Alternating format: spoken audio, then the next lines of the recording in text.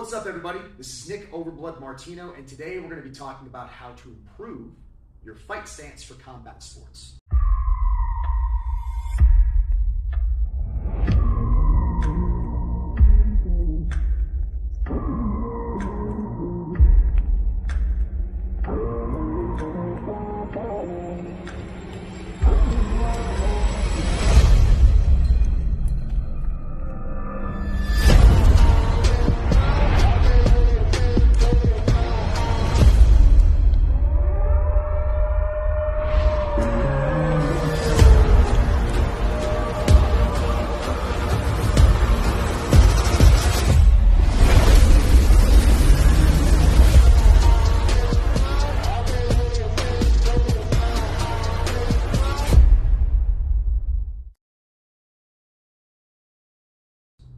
Your stance is the most important part of fighting.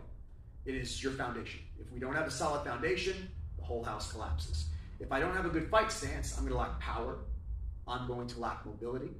I'm going to lack explosiveness. I'm going to lack good balance.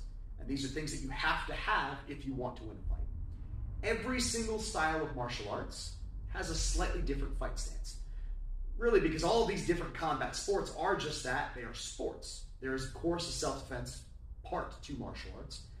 But all of these different styles of martial arts, in order for us to kind of pressure test what we're doing, have been made into sports that we can kind of practice in a relatively safe manner. Each style or each sport has different necessities. They've got different rules, there's different targets, there's different tasks that we're trying to achieve over the course of that said sport. So Olympic Taekwondo athletes are going to stand a little differently than a Muay Thai fighter. The Muay Thai fighters are going to stand differently than a boxer. The boxers are going to stand differently than an MMA fighter. But all of these stances have what we call invariants. There are things about every stance across the board that never change. There are variants, there are variations, slight differences in body positioning, in distance between my feet. But every stance, whether it's judo, Brazilian jiu-jitsu, wrestling, Muay Thai, Taekwondo, all of it, they all have invariants. And that's what we're going to start with. So the first invariant of a fight stance across the board is making sure that I have some space between my feet. In order for me to be athletic, I want to make sure that I have good balance. I need to have the ability to move. I need to have the ability to be explosive. If I stand with my feet directly under my hips like so, I'm not necessarily unstable, but it's going to be very hard for me to explode from this position. It's going to be very hard for me to be super mobile from this position. It's going to be very hard for me to develop power from this position. And while nobody is punching me right now, I'm stable. But if somebody begins to attempt to destabilize my position from here, suddenly my stability is going to be questionable because my feet are very close together. So when you're in a fight stance, I got to make sure that I have some space between my feet. I want enough space that I have very good stability, but I also want to make sure that I can move. So for example, if my feet are too far apart, a wide base gives me a lot of stability. So if I'm locked down in this position, somebody tries to push me, I might not move. But I can't move very well. It's going to be very hard for me to move from this exact position. So you need to bring my feet in a little bit. But if I'm standing with my feet really close together, while, again, like I said before, nobody's pushing me, I have balance. But as soon as somebody puts their hands on me and attempts to destabilize me, now I'm going to start falling over. So I have to find that happy medium. So for myself, what I like to do is I like to start with my feet about one shoulder width apart. So I'm going to use this black line that's running down the center of the mat to kind of show you there is space in between my feet. I'm not standing on the line walking a tightrope. There is space between my feet. Whether you want to judge it by shoulder width or hip width, my feet are about one shoulder width, one hip width apart. Now I'm going to take one foot and I'm going to step back. Generally, if you're right-handed, we're taught to step back with our right foot. If you're left-hand dominant, we step back with our left foot. So from here, I'm right-handed, so I'm going to step back with my right foot. I'm going to step back about 1.5 to 2 shoulder widths, and this will just depend upon the individual. So I step back, and I've got that, now I've got that space in between my feet. From here, I have good balance. If somebody begins to try to push me or destabilize me, I'm solid. And if I need to move, I can move relatively well.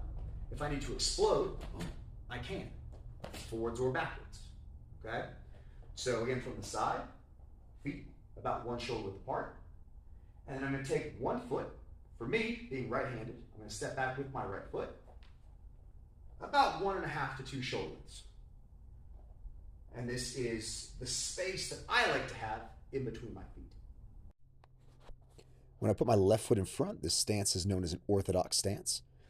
If I were to switch and place my right foot in front, this is known as a southpaw stance. We'll look at it again for here from the side. Right foot in front, southpaw. And when I switch to left foot in front, it is orthodox. Of course, the distance between your feet can be adjusted.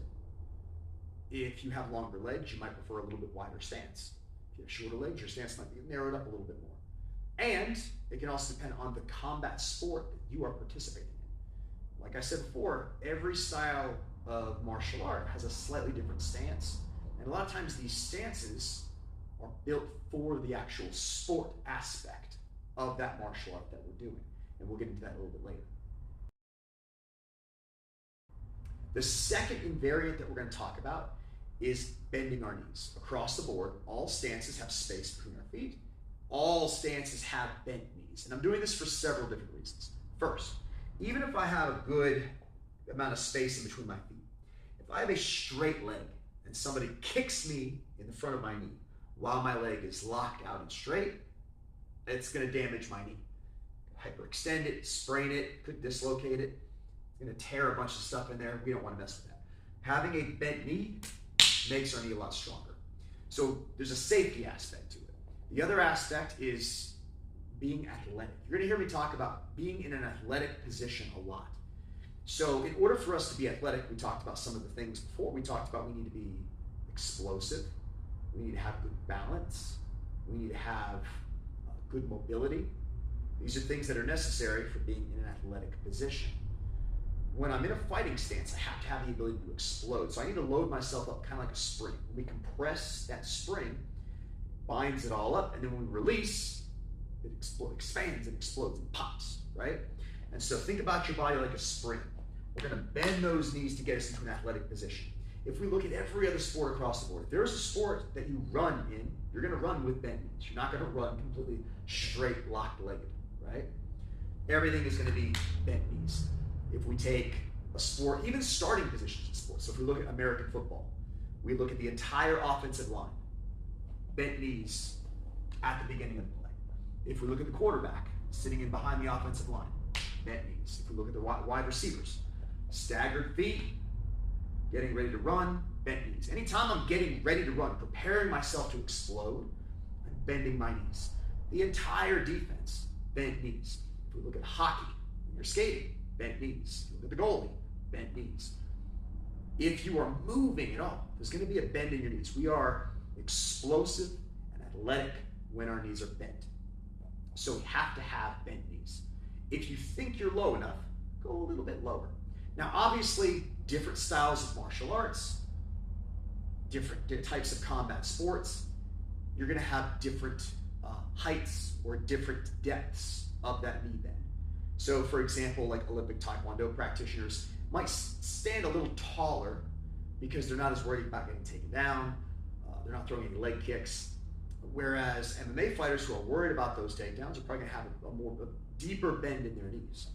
So for me, if I'm in a good fight stance here, this is about where I want to be. What I like to tell my students is when you look down at your front foot, if you can see your toes, your knees probably aren't bent enough. Right now, I can't see my toes. When I look down, I just see my knee. I can't see the toes on my left foot. Now, as I begin to straighten my leg, now I can see my toes. I don't want to be able to see my toes. I want my knee bent to the point where I cannot see my toes. So this is what it looks like from the front.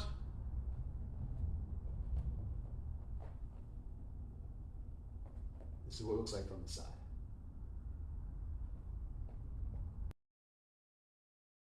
The last lower body invariant is I want my weight shifted towards the balls of my feet. I don't want my weight back on my heels, obviously, because if my weight is back on my heels, I'm primed to go backwards. Right? Most of the time in a fight, I'm going to be pushing off.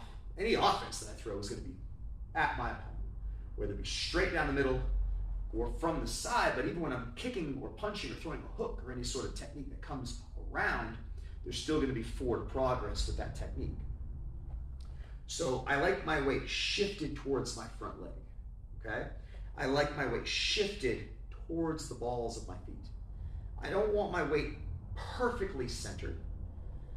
I want that weight shifted towards my toes. Once again, when I'm in an athletic position, if we look at any other sport, we're athletic when we're on our toes. If we look at runners getting ready to sprint, runners on the blocks, they're anchored, right? Balls and the feet connected, getting ready to push off. If we look at a running back getting ready to, before the snap of the ball, in a good stance, on their toes. Quarterback in the pocket looking for his wide receivers. He's got the ball, bouncing on his toes. Fencing.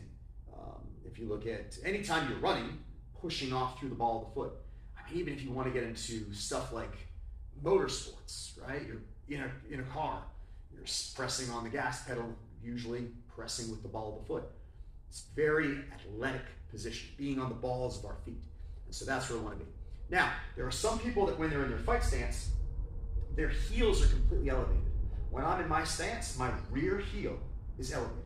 It rarely touches the floor. Now, my front heel does make contact with the floor, but my weight is shifted towards the ball of my foot. My weight is not back on my heel. It's not even in the center of my foot. My weight is shifted towards the front of my foot, towards the ball. Now, I know other fighters that they actually get on their toes with both feet. So even their front heel would be elevated, okay? This puts me in an athletic position. It allows me to explode forwards, backwards, side to side. People saying, stay on your toes. This thing keeps you on your toes. We need to be on our toes in a fight stance. So these are the three lower body invariants. These are the three things that never change across the board. Whether you look at wrestlers, judo players, Muay Thai fighters, Taekwondo practitioners, karate practitioners, MMA fighters, doesn't matter the style of combat sport that we're talking about. Everyone does these three things. There's space between their feet, their knees are bent, and their weight is transferred to the balls of their feet when they're in their fighting stance.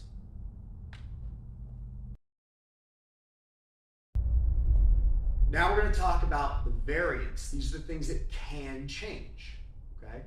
We have our invariants, the things that never change. We have to have space between our feet. We have to have bent knees, and we have to have our weight shift towards the balls of our feet. And now we have the variants. A lot of times when you work with martial arts instructors, they're going to have their preferred way of doing things. They're going to tell you have to do it this way. There's reasons they're telling you have to do it this way. It may be for the specific style of sport that they are teaching. So for example, if you are a boxer and you begin to train at a Muay Thai gym, they're probably going to critique your stance. They're probably going to tell you your stance is wrong. Don't stand like that. You have to stand like this. Is it because a boxing stance is wrong? No, not for boxing. But if you are participating in Muay Thai and you try to stand like most traditional boxers, you're probably going to get eaten up with a lot of leg kicks. So there are differences in stance because of the sport that we're in. And so, of course, variants are also just about personal preference. Somebody just might prefer to stand a slightly different way because they feel more comfortable in that position, okay? So now we're going to talk a little bit about those variants, the things that can change when it comes to our lower body positioning.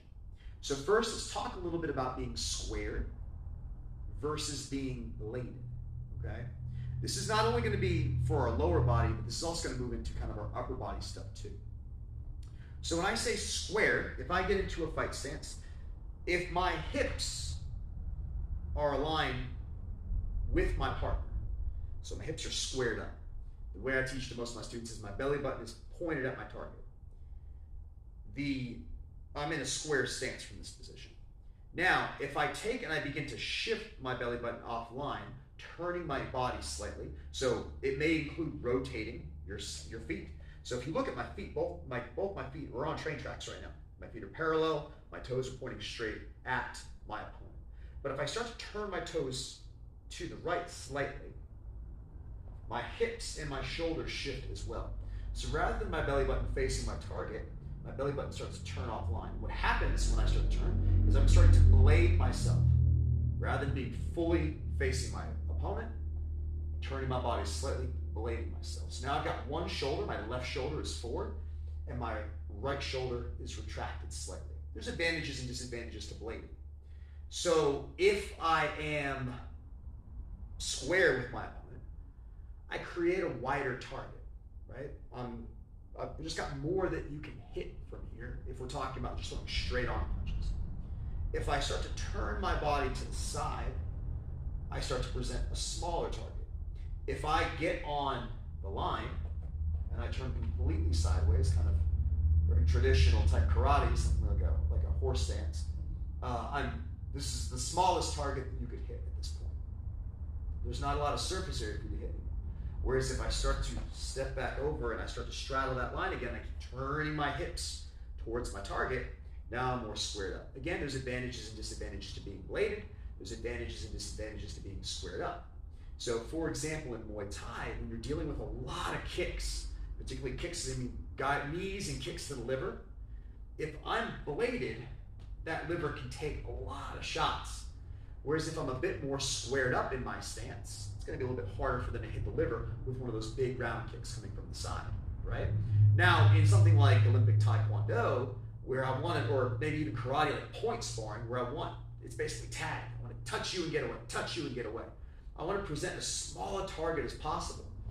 So stand almost completely sideways to present a very, very small target, and then I don't open up. When I'm blitzing in with a punch, I won't open up until the very end to throw that shot. So this just kind of depends on the sport that you're in. I prefer to be slightly bladed. I don't want to be completely sideways because I find it hard to throw with my rear hand. I would need to step my foot over in order to throw. But I don't want to be completely square. So I start to turn slightly. That's my personal preference, is to be slightly bladed. Not fully bladed, not fully square, slightly bladed. The other reason I like to be slightly bladed is because it retracts my shoulder. So if my hands are up here, if I start to blade myself, my right hand, my right arm is my dominant arm. And so as I begin to blade my shoulders, it retracts my right arm a little further back. So now when I go to throw my right cross, there's a little bit more rotation that I can get, so it can give me a little bit more power. If I'm already squared up, not to say that you can't get power, you absolutely can get power. If we have a good strong punch, I can definitely generate power. But I feel like I can generate a little bit more when I retract that shoulder, bring it back. It also lets my lead hand kind of work on a lot of like movement, fakes and feints, right? I feel like I got something just a little bit closer to my target. But we'll get into our upper body stuff here in a few seconds. But I feel like it can just be a little bit closer and I can start to kind of fake and feint with that hand. I can use it to set up my jab and whatnot. So your body position, whether we're squared up or whether we are bladed, that's a variant. That can change based on your personal preference and based on the sport that you are participating in. Your weight distribution is also going to be an invariant.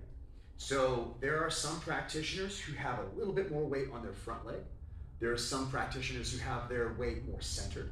And there are some practitioners who have their weight more on the back leg. So for example, in Muay Thai, you see a lot of Muay Thai practitioners, they're very light on their front leg. They're still on the balls of their feet. There's still space in between their feet. They still have bent knees.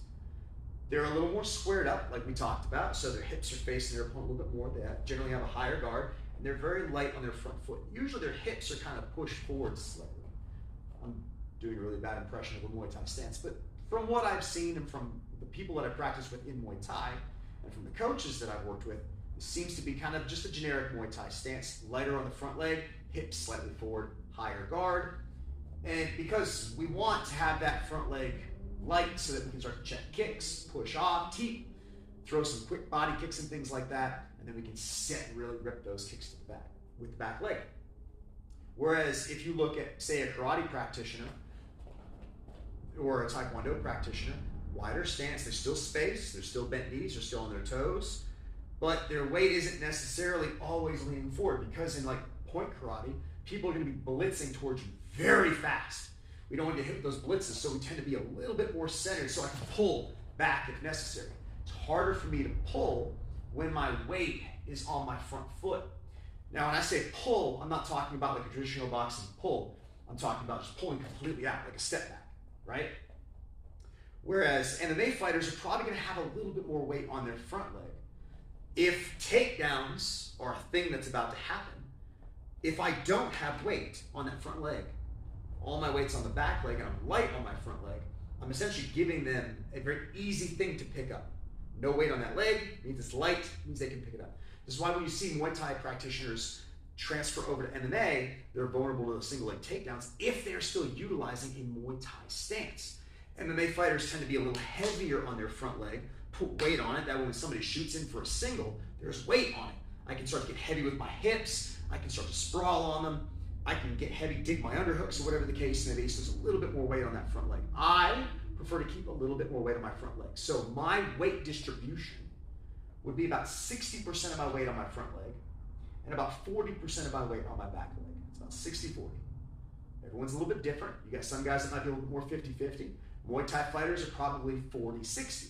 40% of their weight on their front leg, maybe even 30% on their front leg, and then maybe 60 to 70% of their weight on their back leg. Again, this is preference, this just depends.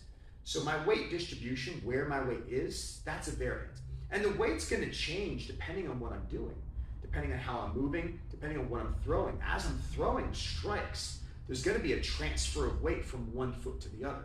So that's one of the reasons why it's a variant. It is always changing, but your foundational stance, the weight that you are, your weight distribution, just in your basic foundational stance, that's kind of preference, and it kind of depends on the sport that you are participating in. If you're a Muay Thai fighter trying to use a Muay Thai stance in an MMA fight, you're probably going to get taken down. A really wide karate stance with that very centered weight, you're probably also vulnerable to takedowns. So, and vice versa, if you're an MMA fighter fighting in Muay Thai, and you've got a little bit more weight on that front leg, you're probably going to get eaten up with leg kicks over the course of that fight. So this is really a situational thing. This is a variant. This can change. So now we're going to talk about our upper body positioning, what we're doing with our upper body. We've discussed what we're doing with the lower body. I got to make sure there's space between my feet. I got to make sure that my knees are bent, and I got to make sure that my weight is transferred towards the ball of my foot. In terms of everything else is kind of a variant. It can change. Now we're going to talk about the invariants, the things that cannot change, things you have to have with your upper body. The first thing we're going to talk about is my elbows. I need my elbows closed. There's a lot of different ways I can hold my hands. We're going to start to talk about our guard, where we can put our hands, but I've got to make sure that my elbows are protecting my torso. I'm not going to fight with my elbows winged out like this. This is not a smart idea. I'm going to be eating body kicks. I'm going to get my ribs broken. Wherever my hand positioning ends up, whatever you end up using as your primary guard with your hands, I got to make sure that my elbows are close to my body. Open elbows, generally, isn't the best idea. There's a time and a place for an open elbow. Throwing a hook, same thing in jiu-jitsu, there's a time and a place for an open elbow. But most of the time, it's a good rule that if your elbows are flared open, you're at a disadvantage, particularly when we're just in a stationary position, okay? So I gotta make sure that I'm keeping those elbows in nice and tight to protect my torso. That's an invariant. You gotta protect the torso, and my elbows are right there. So we're gonna use our elbows to do that, okay? I want my elbows and my forearms pointed in the direction of my opponent. I don't want my elbows pointing here at the floor. I don't want my elbows pointing behind me. You see this a lot with people when they go to throw a punch or a kick. So if you watch my left arm, as I throw that punch, I don't want my elbow pointing behind me. Or if I go to throw a kick, I don't want this elbow pointing behind me. I want to keep my elbows facing my opponent. This is your shield, right? I'm not going to take my shield and put it behind me. That leaves me vulnerable. So keep your shield in front, pointed in the direction of the weapons that are coming at you. My opponent's got a lot of different weapons, right? If we're thinking like Muay Thai rules, you've got 8 weapons: 2 hands, 2 elbows, 2 knees, and 2 feet. With those 8 different weapons coming at me, I got to keep my shield pointed in the direction of those weapons. Because I don't want to get hit, I don't want to get broken, I don't get knocked out. So, closed elbows and keeping them in front of me. That's an invariant. When it comes to what I'm doing with my hands, I tell most of my students, I want you to keep your hands in a good offensive and defensive position. There are a lot of different guards, We've got high guards, we've got low guards, we've got Philly shell, we got everything in between. Every style of martial art. You look at karate practitioners, they're here. You look at Muay Thai fighters, they're here. You look at boxers, they're here. Everything, there's so many different guards, right? I want my hands to be in a position where I can attack, but I also need my hands in a position where I can defend. For beginners, one of the reasons that coaches say, keep your hands up, keep your hands up, keep your hands up, never drop your hands. Beginners aren't as good at distance management and evasion. They're not great at moving their head out of the way. Higher level fighters, look at elite level boxers, they have amazing head movement. For beginners, their head movement's not great, their reaction time's not great. So keeping their hands up can be very beneficial because they're probably going to even accidentally catch punches if their hands are just up always. The better you get, the more you work on head movement and evasion and distance management. You might not be using your hands as your primary way of deflecting, parrying, or blocking a shot. But at a beginner level, that's probably the most common way you're going to stop something from hitting your body. So, if you're a beginner, maybe it's a better idea to keep your hands up a little higher. I teach my beginners to keep their hands at about eyebrow level. UFC fighter Spencer Fisher talks about how if your hands are more than a half a second away from your eyebrows, they're too far, right? Now, hand position can be a variant. You see some of the best boxers and fighters in the world, guys like Muhammad Ali, fought with his hands down. Steve Waterboy Thompson fights with his hands down a lot. It's Michael Venom Page, Dominic Cruz. There are a lot of different fighters that fight with their hands in a lower guard position. These guys are elite. Beginners are not elite. So it's a good idea for beginners to keep the hands up just a little higher because you're probably not going to have the evasion skills of an elite level athlete. So let's give ourselves an advantage by keeping our hands up where they can block and deflect. At the end of the day, I need my hands in a position where they can block and deflect if they need to, and they can also touch the opponent and hit back when they need to. So hands in a good offensive and defensive position. My last invariant when it comes to upper body is my head position, my chin position. I don't want to get hit on the chin or the jaw. This is a vulnerable target. The jaw can move independently of the rest of the head, right? So the jaw moves independent of everything else. If I get hit with a big hook and my mouth's hanging open, there's a chance I dislocate or break my jaw. I don't want that to happen. It's the primary reason that we wear mouthpieces. A lot of people think that mouthpieces are meant to protect your teeth. That they do protect your teeth.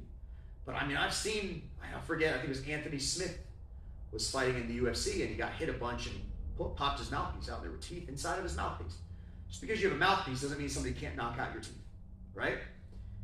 Biting down on the mouthpiece helps hold our jaw into place and keeps our jaw from moving all around. It keeps our jaw, helps our jaw from getting dislocated or broken.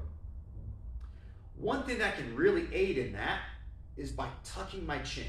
At no point, I don't care who you are, I don't care what sort of fighter you are, I don't care what style or discipline that you train in.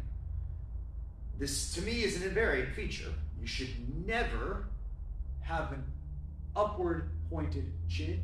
Your chin should always be tucked. I don't care if we're talking about wrestling, judo, jiu-jitsu, Muay Thai, boxing, karate, taekwondo, MMA, Krav Maga, I don't care. My chin should be tucked because when I tuck my chin and I've rolled my shoulders forward slightly, my shoulders are now going to add a bit of extra protection. Any straight shots that are coming down the middle, my hands can deal with. If a straight shot does come down the middle, because my chin is tucked, if I keep my knees bent, bend my knees, even if the punch doesn't hit my hands, it's probably going to hit my forehead, okay? And of every part of my face that I could get hit, I would prefer it to be my forehead. I don't really want to get hit in the mouth or the jaw or the chin. I definitely don't want to get hit in the nose. I've had that broken so many times. the forehead's not a bad target to hit. Now, obviously, anything can happen. I mean, Michael Venom Page obliterated Cyborg's forehead with a flying knee. Anything can happen. But of every part of my cranium, the forehead is probably the most dense and the toughest part, right? So if I'm going to get hit in the head, I don't want to, but it's a fight, I'm going to. I'm going to get hit in the head, I'd rather it be the forehead. And by tucking my chin, I take away the odds of getting hit on the jaw or chin and guiding the punches more towards my forehead. And if we look from the side, if my chin is up and I'm in a fighting stance, you can see how a hook can hit me over the top. Whereas if I roll my shoulders forward and my chin is tucked, now all of a sudden my chin is protected behind my shoulder. I'm not lifting my shoulders up and dropping my chin to my chest. This isn't what I'm doing. I'm tucking my chin slightly, okay?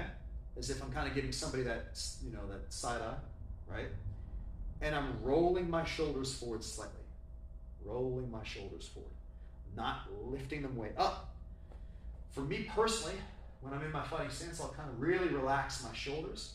I'll roll them forward a few times, and that gets my shoulders into that proper rolled forward position, and then just a slight tuck of your chin. You see a lot of boxers will work by tucking a tennis ball up underneath their chin. That's about where you want it. I'm not trying to crush the tennis ball. I'm just using enough pressure to hold it in place, and that's about where your chin should be. So for me, that's an invariant feature. You should always have your chin slightly tucked to help prevent that damage to the jaw. If I get hit with a hook, it could break my jaw. Even if I'm biting down on my mouthpiece, that snapping of the head. In boxing, they call the chin the handle. If I get hit and they hit that handle, boom, and my head gets snapped, that quick snap of the head is what can lead to a lot more knockouts. So let's protect it by keeping our chin tucked.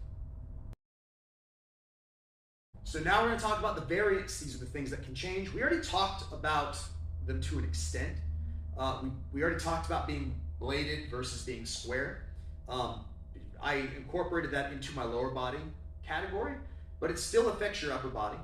I mean, it's primarily to do with your upper body, honestly. My foot position and my hips will define where my shoulders are at, but ultimately, it's my shoulders that define whether I'm square. It's my torso that defines whether I'm square with my opponent or bladed. This is a variant. You can change this variant however far you feel like you need to, depending on your situation, depending on what you're doing. My hand position. Your hand position is, like we said before, a variant. This is something that can change. It will probably change with skill. Again, coaches will teach you keep your hands up and never drop your hands. When coaches say never do something, generally they're lying to you, because you'll go and you'll watch the best athletes in the world. Alex Pereira, probably the best kickboxer in MMA right now. You watch Pereira and his hands are down here. His hands are not up here in front of his face. His hands are down here, kind of at shoulder height. He does not have a high guard. So if he's the best kickboxer in MMA, why doesn't he have his hands up? There was a writer who said that a lot of times good writers will break the rules of grammar, right? We'll break the rules for a artistic purpose. So when writing a novel or a book, maybe one character has an accent, so you're purposely misspelling words because you're trying to show this accent, right? Or maybe they say things a little funny, a little bit differently, so we write in a way that expresses that so the reader can pick up on that. Is it grammatically correct? Does it follow the rules of grammar? No. But does that mean that the writer is writing it this way because they don't know the rules? No, they do know the rules. So what this one writer had said was, in order for us to break the rules, we first have to know the rules inside and out. You watch the best fighters in the world that fight with their hands down, Michael Venom Page, Stephen Thompson. If you watch, old Muhammad Ali videos, Dominic Cruz, Alex Pereira, Anthony Pettis, Roy Jones Jr., Prince Nazim, all of these different, even to a certain extent, Vasyl Lomachenko, he'll play hands down sometimes. They're doing it for a specific reason. They're not doing it because they're a bad fighter. They're not doing it because they don't know the rules. They know the rules better than anyone. They're an elite level combatant. They're doing it for a specific reason. And if you watch all of them, they will put their hands up at the appropriate time. Most of them play at a specific range that takes them outside the striking range of their opponent. So Wonder Boy will play with his hands down in his fighting stance here, but he is not in striking range, right? It's going to be hard for the opponent to hit because Wonder Boy is playing at what I call the edge of range. We'll talk about range in a whole different video, but he's playing not in range and not completely outside of range, but he's playing right at the edge of range. Because he's playing at the edge of range, he can keep his hands down a little bit. Once his opponent steps into range, Wonder Boy will bring his hands up. Now, Wonder Boy got caught, fought Anthony Pettis, got caught with a shot. It happens. It's high risk, high reward type situation. I recommend for beginners, playing with your hands up. You're not going to be great at distance management. You're not going to be great at evasion. You're probably not going to have good head movement. So let's start by just keeping our hands up nice and high and blocking the punches. The reason that coaches are telling you never drop your hands is because they understand you're going to drop your hands. It's kind of like having a friend that always shows up late. If you tell your friend, get to my house at 8, you got to leave at 8, your friend's going to get there at 8:30. So what you do, you lie to your friend. Tell him I need you to be at my house at 7:30. We leave at 7:30. He gets there at 8, you leave on time. So what coaches kind of do is we tell you, never drop your hands because we know you're going to drop your hands. And if we just batter it into your brain, never drop them, never drop them, never drop them, you're probably going to drop them less. You'll still drop them, but you're going to drop them less. So we're kind of lying to you for your own good. At the end of the day, I like to use the quote from Assassin's Creed when it comes to martial arts, that nothing is true, everything is permitted. Do you have to fight with your hands up? No. But if you're getting punched in the face a lot, maybe you put your hands up. In order for us to break the rules for an artistic purpose, we have to know the rules first. And so that's why coaches are really trying to instill this, because you have to know the rules before we can break them or tweak them. So hopefully that makes sense. But as far as that invariant or that variant feature goes, this is a variation. This can change. Muay Thai fighters like to use a high guard. Boxers tend to have their hands close. And even grips. We have a supinated grip, essentially where both my hands are kind of facing me. If you look, Mike Tyson played that peekaboo style. His palms were facing him. He had his palms basically resting on his chin. Whereas for me, I don't like to have my palms facing my chin because my hands are not connected to my face. In MMA, that doesn't work as well. If I fight with my hands off of my face and out in front of me with palms facing me, this kind of pronated grip with palms facing me is more of a pulling grip. So if somebody punches, I'm probably going to punch myself in the head. When I rotate my hands out into a pronated position, this is more of a pushing position. So I tend to fight with my hands rotated out. So when the punches come in, the structure of my arm is going to be slightly stronger from here. Now, if I was covering up in that kind of peekaboo or shell style guard, then maybe I have my hands facing me. But if I'm going to have my hands out in front off of my body, I tend to pronate my hands and turn my palms out towards my opponent. But these are all variant features, and these are things that you need to play with. If you have a coach who tells you to do something, do it. Try it. See if it works. Try it for a while. If you go to a different gym, you have a coach who shows you something different, then use it. Try it, right? There's going to be lots of variation when it comes to these things. And obviously, you're going to have to find what is comfortable to you and what works for the particular combat sport that you're doing. For example, if you look at like wrestlers, high school, collegiate wrestlers, a lot of times their hands are down. There's no need to protect their face. Jiu-jitsu, hands are down. Why? There's no punches at a wrestling tournament. There's no punches at a jiu-jitsu tournament. So why do I need my hands up? Right? So their hands are down so they can dig under hooks and snap down and do all the things they need to do in those grappling scenarios. Whereas in striking arts, the hands are going to be a little bit higher, generally, because there's punches coming at my face, and I don't like getting hit in the face. But these are variant features. Hopefully all this makes sense. My recommendation for martial artists is to really try to find the invariant features, the things that shouldn't ever change, right? The things that across the board are common in every style of combat sports. Those things are, as far as our stance goes, for lower body, space between my feet, enough that I have good balance, I can explode and move with precision, bent knees to protect my knees, as well as load me up like a spring, and my weight being transferred to the ball of my foot. I need those things. You have to have them. For upper body, elbows closed, protecting my torso, hands in a good offensive and defensive position, and having my chin tucked, protected by my shoulders. For me, those are the invariant features. Those things never change. And I think that a fighter needs to figure out what the invariant features are, because that is what has to be in your stance. Everything else is a variant. You can play with, tweak, and change those things depending on your preference, depending on what your coach tells you to do, and depending upon the sport that you are participating in. So let me know what you think. Did I miss any invariants? What are things that you would have included in your fighting stance and in your guard that you consider to be invariants? Things that should never change, things that everyone has to do. And what are the things that you consider the variants, the things that do change, the things that you can tweak and adjust? Talk about it. Let me know. Thank you for watching. Peace.